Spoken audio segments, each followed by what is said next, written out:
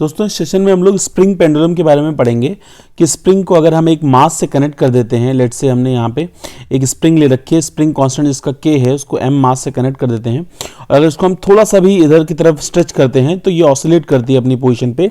तो इस सिस्टम को, इस अरेंजमेंट को हम लोग स्प्रिंग पेंडुलम का नाम देते हैं। सबसे पहला टॉपिक है, सबसे जरूरी चीज जो है इसका टाइम पीरियड। पहले हम इसके कुछ बेसिक फॉर्मूले करेंगे, फिर हम सीधे पॉइंट मतलब सीधे हम मूव करेंगे एमसीक्यूज की तरफ, क्वेश्चंस की तरफ जो एग्जाम में डायरेक्टली आते हैं आपके। चलिए दोस्तों समझते हैं पहले कुछ बेसिक फॉर्मूलाज, फिर हम कंसेप्ट पे सीधे क्वेश्चन सॉल्व करेंगे। तो टाइम पीरियड क्या होता है? टाइम पीरियड दोस्तों होता है 2 pi under root inertial factor upon में स्प्रिंग फैक्टर। जी हाँ बच्चों, इनर्शियल फैक्टर जनरली मास होता है, स्प्रिंग फैक्टर के होता है, तो टाइम पीरियड क्या हो जाएगा? 2 pi under root m by k. Time period का रिवर्स जो होती है वो फ्रीक्वेंसी होती है 1 अपॉन टाइम पीरियड, तो क्या हो जाएगा 1 बाई 2 पाई अंडर रूट के बाय एम हो जाएगा आपका फ्रीक्वेंसी इन दिस केस। चलिए दोस्तों आगे की तरफ मूव करेंगे और कुछ बेसिक फॉर्मूलाज और कॉन्सेप्ट्स को, कुछ फॉर्मूलाज और रिवाइज करेंगे कि मान लीजिए यहां पे हमने जो पहला सिनेरियो देखा दोस्तों, इसमें हमने स्प्रिंग का ही मास, स्प्रिंग का मास हमने इग्नोर किया। लेकिन लेट से हमारे पास स्प्रिंग है और मास है हमारे पास, मास m, और यहां पे स्प्रिंग का भी मास है। अगर स्प्रिंग का भी हम मास इंक्लूड करते हैं तो हमारा जो मास इफेक्टिव हो जाएगा, तो आपको ध्यान रखना है effective mass will be exactly यहां पे हो जाएगा mass of the block by ms by 3। Yes दोस्तों, स्प्रिंग के मास डिवाइड बाई 3 हो जाएगा इफेक्टिव मास।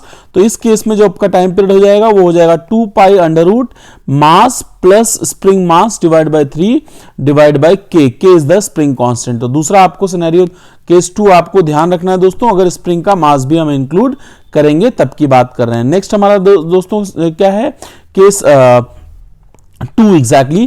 केस 2 क्या होगा कि लेट से हमने दो मासेस को, आपको सीधे फॉर्मूला कैरी करना है, दो मासेस हैं हमारे पास m1 और m2, उसको हमने ऐसे कनेक्ट कर दिया, m1 और m2 को ऐसे कनेक्ट कर दिया और स्प्रिंग k से कनेक्ट कर दिया।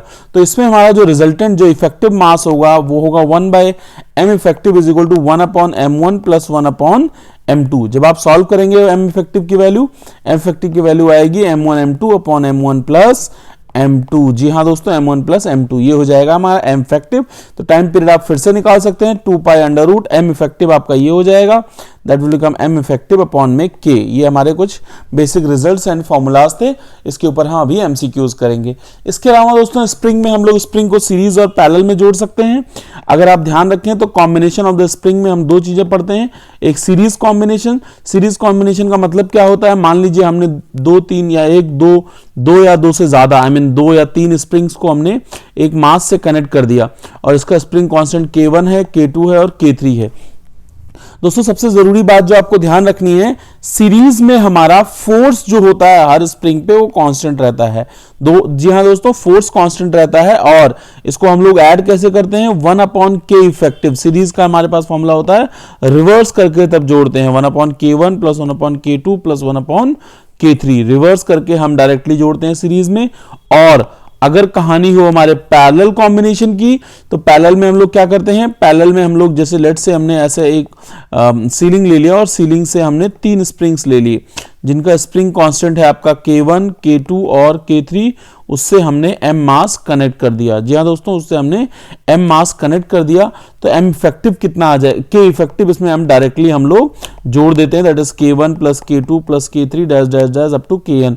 तो हम लोग डायरेक्टली k इफेक्टिव इसमें निकाल लेते हैं। तो ध्यान रखेंगे दोस्तों, और सिंपल सी बात है। और एक फॉर्मूला आपको स्प्रिंग के लिए पता होगा, अभी हम इसको यूज भी करेंगे, F is equal to KX।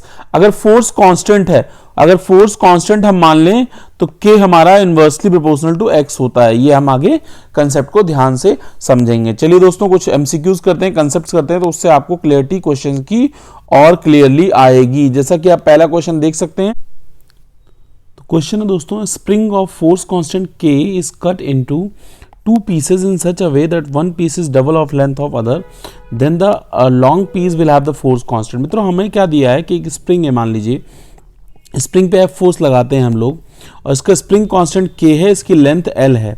तो इसको दो हमने टुकड़ों में डिवाइड कर दिया है। मतलब 2 टुकड़ों में डिवाइड करने का मतलब एक की लेंथ हो गई है, मतलब इसकी लेंथ अगर x है तो दूसरे की लेंथ 2x है। तो 2x वाले का हमें स्प्रिंग कांस्टेंट बताना है। हमें एक बात जानकारी हमारे पास है कि अगर L लेंथ की स्प्रिंग है तो उसका फोर्स, मतलब जो फोर्स कांस्टेंट या स्प्रिंग कांस्टेंट है वो K, और एक बात पता है कि अगर सीरीज में है तो फोर्स कांस्टेंट होता है। जी हाँ दोस्तों, क्योंकि दोनों पे फोर्स सेम ही लगेगी। अगर आप इसको दो टुकड़ों में डिवाइड भी कर रहे हैं तो दोनों पे फोर्स सेम लगती है। अच्छा, फोर्स अगर कांस्टेंट होता है तो K is inversely proportional to L। अच्छा, जब भी स्प्रिंग कट होगी तो मित्रों ध्यान रखेंगे, स्प्रिंग कट के केस में हमेशा फोर्स को हम कांस्टेंट लेंगे, क्योंकि कट करने का मतलब सीरीज में ही कट हो रही है। यस, चलिए, तो हमने दो स्प्रिंग सपोज कर ली, मतलब L को ही हमने दो टुकड़ों में डिवाइड कर दिया है। एक की लेंथ x है, एक की लेंथ 2x है, तो टोटल लेंथ कितनी हो जाएगी 3x बराबर L। तो x बराबर किसके बराबर हो जाएगी L/3। मतलब एक छोटे वाले जो टुकड़ा होगा, छोटे वाले की लेंथ हो जाएगी L/3, और जो बड़ा वाला टुकड़ा है, बड़े वाले की लेंथ हो जाएगी 2L/3। तो हमें बड़े वाले का ही हमें स्प्रिंग कांस्टेंट चाहिए। मित्रों हमें क्या पता है कि स्प्रिंग कांस्टेंट, हम छोटे वाले का स्प्रिंग कांस्टेंट K' बोल देते हैं और बड़े वाले का स्प्रिंग कांस्टेंट K" बोल देते हैं। एक्चुअली में हमसे K" की वैल्यू पूछी है, बट हम दोनों कैलकुलेट करने की कोशिश करते हैं। चलिए दोस्तों, चलिए सबसे पहले हमें पता क्या है कि जब K थी इनवर्सली प्रोपोर्शनल था L के, K' की होगी तो इसकी लेंथ कितनी हो जाएगी L/3 हो जाएगी। आप दोनों को डिवाइड कर सकते हैं तो L से L कैंसिल हो जाएगा। तो आप जब सॉल्व करेंगे तो K/K' is equal to exactly क्या आ जाएगा मित्रों, ये आ जाएगा 1/3। जी हाँ दोस्तों, K/K' की वैल्यू आ जाएगी 1/3। तो K' किसके बराबर आ जाएगा 3K के बराबर आ जाएगा। देखिए कैसे हुआ ये 1/3, कई बच्चे कंफ्यूज हो जाएंगे, इसलिए मैं बता देता हूं कैसे आया। This will become 1/1/1/3। यस दोस्तों, तो ये वैल्यू कहां पे आ जाएगी, ये घूम के यहां पे आ जाएगी। ये 1/1/3 हो जाएगा एग्जैक्टली, 1 से 1 कैंसिल हो जाएगा, तो फाइनली ये यहां पे घूम के आ जाएगी। तो K' हमारा K/3 के बराबर हो जाएगा। अच्छा सॉरी, अब बात करते हैं K" की। अगर आप K" की बात करेंगे तो K/K" किसका हो जाएगा, इसकी तो लेंथ L है तो इसकी लेंथ नीचे L लिख दी। आप इनवर्सली प्रोपोर्शनल भी लिख सकते हैं डायरेक्टली, लेकिन मैंने डायरेक्टली यहां पे लिखा है। तो 1K की L हो गई, और इसकी लेंथ कितनी है सर, इसकी लेंथ है कितनी, इसकी लेंथ हमें कितनी गिवन है 2L/3। तो इसको हम लिखेंगे 2L/3। तो L से L कैंसिल हो जाएगा। फाइनली जब K' की वैल्यू निकालेंगे तो कितना आएगा 3K/2 आएगा, 3K/2 आएगा। थोड़ा कंफ्यूज हो जाते हैं बच्चे, इसमें थोड़ा कैलकुलेटिव है, तो आप ध्यान से देखेंगे तो 3/2K, that is option B will be absolutely correct in this case. चलेंगे नेक्स्ट क्वेश्चन की तरफ। नेक्स्ट क्वेश्चन हमारा क्या है दोस्तों, नेक्स्ट क्वेश्चन है two bodies of mass capital M and small m, yes small n, sorry capital M and N of equal masses are suspended on the two separate massless springs of mass spring constant K1 and K2। मतलब दो masses हैं, हमने दो अलग अलग springs जिनका spring constant K1 और K2 है, कनेक्ट किया गया है। If two bodies oscillates vertically such that maximum velocities are equal. जी हाँ दोस्तों, मैक्सिमम वेलोसिटीज। अब देखो सिंपल हार्मोनिक मोशन में जो मैक्सिमम वेलोसिटी होती है दोस्तों, वो हमें पता है कि A ओमेगा होती है, इक्वल है उसने बोला है, और ratio of M and N पूछा है। दो मासेस हैं M और N, उनको कनेक्ट किया गया है जिसके कारण उनकी मैक्सिमम वेलोसिटीज इक्वल है। मतलब पहले का A1 ओमेगा 1 कर देते हैं, दूसरे का A2 ओमेगा 2 कर देते हैं। हमसे A1 और A2 का रेशियो पूछा है। चलिए A1 ओमेगा 1 को हम क्या लिख सकते हैं 2π/T1। जी हाँ दोस्तों, A2 ओमेगा T को हम क्या लिख सकते हैं 2π/T2। यस, 2π से 2π छमछम हो गया।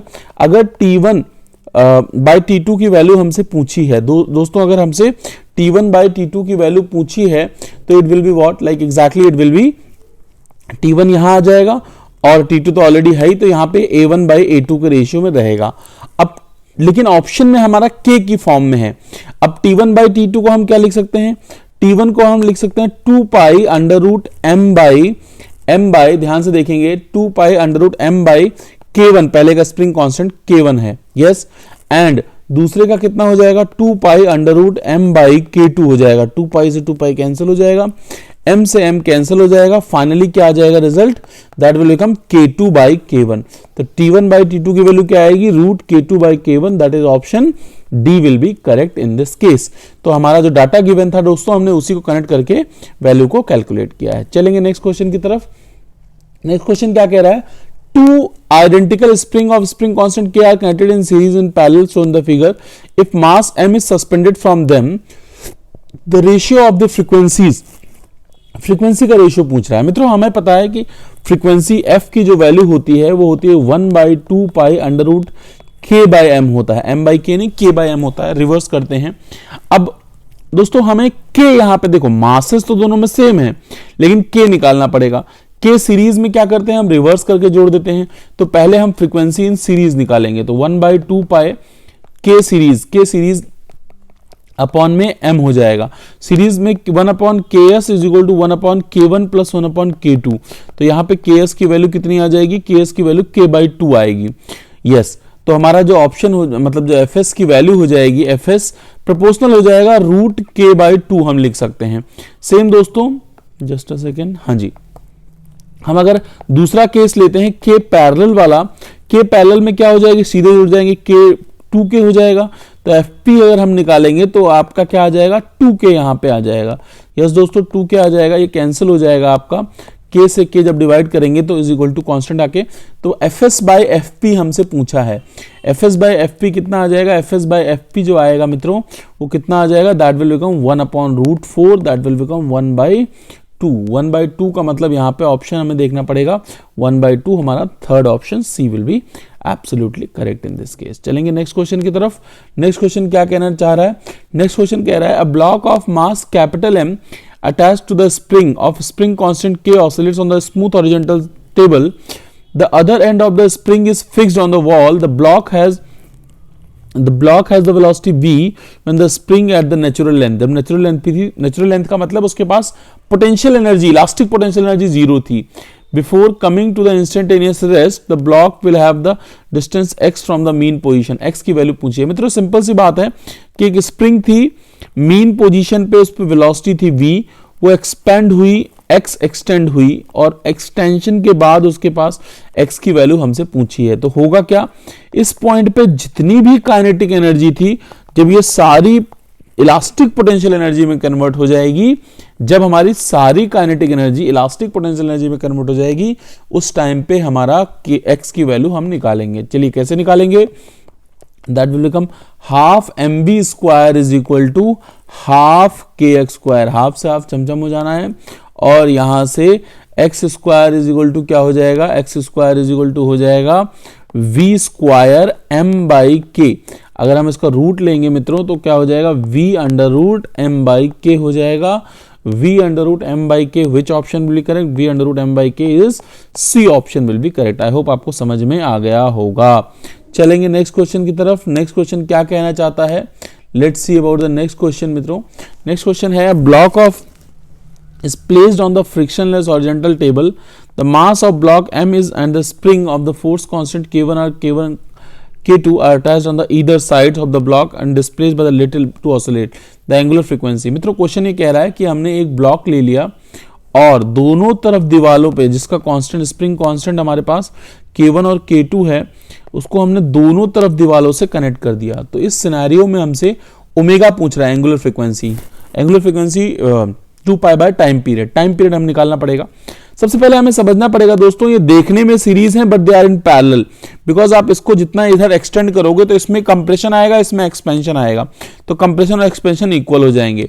तो ध्यान रखेंगे, they are looking like series but they are in parallel. तो केपी क्या हो जाएगा, ध्यान से, KP will become K1 plus K2 हो जाएगा। के इफेक्टिव या केपी आप बोल सकते हैं, दैट विल बिकम लाइक के effective will be K1 plus K2 in this scenario. Okay, logically अगर हम बात करें मित्रों तो टाइम पीरियड होता है 2 पाई √m/K1 प्लस K2 हो जाएगा। और टाइम पीरियड क्या होता है, टाइम पीरियड होता है 2 पाई, ओमेगा क्या होता है, एंगुलर फ्रीक्वेंसी ओमेगा होता है 2 पाई बाय टी। तो 2 पाई अपॉन में 2 पाई √m/K1 प्लस K2, 2 पाई से 2 पाई कैंसिल हो गया, √K1 प्लस K2 अपॉन में m हो जाएगा। So option which will be correct, K1 plus K2 upon में m, option A will be absolutely correct in this case. चलेंगे next question की तरफ। नेक्स्ट क्वेश्चन क्या कहना चाहता है दोस्तों, नेक्स्ट क्वेश्चन हम ध्यान से देखेंगे। Next question saying the particle of mass 200 grams mass executing SHM restoring force is provided by the spring force of spring constant K, the time period of oscillation। मित्रों हमसे बोला गया है, मास गिवन है और क्या दिया है, K गिवन है, हमसे टाइम पीरियड पूछ रहा है। टाइम पीरियड क्या होता है, 2 पाई √m/K होता है, 2 पाई √m, m is how much, 0.2, m 0.2 क्यों होगा कि 2000 डिवाइड बाय 1000 करेंगे दोस्तों तो 0.2 आएगा, डिवाइड बाय के 80 हो जाएगा। जब इसको आप सॉल्व करेंगे दोस्तों ये हो जाएगा 2 इंटू 400 तो 2 पाई बाय 20, 2 पाई बाय 20 का मतलब हो गया 0.314 सेकेंड्स। 0.314 का मतलब हो गया A option will be correct in this case. तो आई गेस ये वाला क्वेश्चन भी आपको समझ में आ गया होगा। चलेंगे नेक्स्ट क्वेश्चन की तरफ। The length of the spring L is spring L and its force constant K with weight W is suspended from it. If the length of the increase मतलब वेट W एक्सटेंड करने का its length increases x बोला है, मतलब wait W जब हम लोग इससे हैंग करते हैं मित्रों W वेट तो उसके अंदर एक्सटेंशन आता है x का। If the spring is cut into 2 equal parts, मित्रों अगर हमने उसी स्प्रिंग को 2 इक्वल पार्ट्स में कट कर दिया मतलब L/2 जाहिर सी बात है L/2 में करेंगे तो स्प्रिंग कांस्टेंट 2k हो जाएगा। Yes and put in parallel में पुट करेंगे तो 2k स्प्रिंग कांस्टेंट है तो नेट के पैरेलल कितना आ जाएगा, स्प्रिंग कांस्टेंट कितना आ जाएगा 4k आ जाएगा। वेट W फिर से एक्सटेंड किया, एक्सटेंशन की बात कर रहा है मित्रों। देखो F इज इक्वल टू क्या होगा kx होगा, F इज इक्वल टू किसके होगा kx होगा। तो अगर फोर्स कांस्टेंट है तो हमसे अगर x1 बाय x2 की वैल्यू पूछ रहा है, सॉरी अगर हमसे x1 बाय x2 की, देखो फोर्स अगर कांस्टेंट है तो k is inversely proportional to x, तो x1 बाय x2 क्या हो जाएगा k2 बाय k1 के बराबर हो जाएगा। k2 का मतलब मित्रों हमसे ध्यान से समझना है, हमें x2 की वैल्यू चाहिए, x2 की वैल्यू चाहिए, k2 की वैल्यू हमें 4k पता है और k1 की वैल्यू हमें कितनी पता है k पता है, k से k कैंसिल कर देंगे।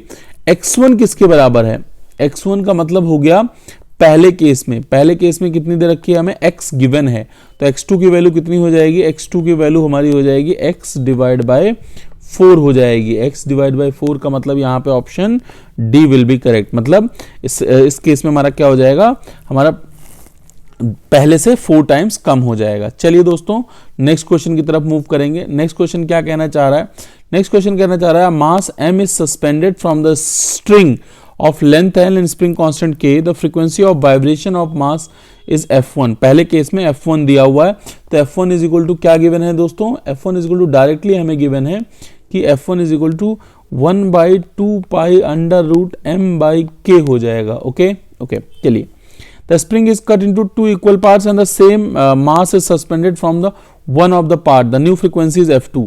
देखो दोस्तों जब स्प्रिंग को आप जब स्प्रिंग को आप 2 टुकड़ों में डिवाइड कर देंगे मतलब L, देखिए पहले हमारी लेंथ L थी तो L/2 में कर देंगे तो स्प्रिंग कांस्टेंट 2k में हो जाएगी। स्प्रिंग कांस्टेंट कैसे हो जाएगी 2k में हो जाएगी। अगर स्प्रिंग कांस्टेंट 2k में हो जाएगी तो उनसे पूछ रहा एक से हमने हैंग किया, तो क्या हो जाएगा 2 pi under root 2 m by क्या हो जाएगा m/2k हो जाएगा इस सिनेरियो में। तो हमसे पूछ रहा है F1 और F2 का रिलेशन, कुछ नहीं करना, दोनों को डिवाइड कर देना दोस्तों, 2 पाई से 2 पाई कैंसिल हो जाएगा, m से m कैंसिल हो जाएगा, k से k कैंसिल हो जाएगा।